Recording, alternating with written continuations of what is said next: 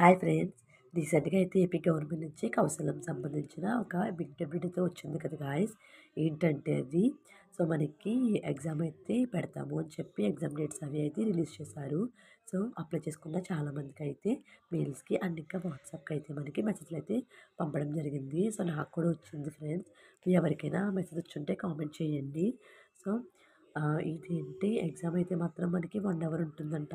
45 minutes skill test ఉంటుంది. And మిగిలిన 15 minutes వచ్చేసరికి మనకి కమ్యూనికేషన్ టెస్ట్ అయితే ఉంటుందంట.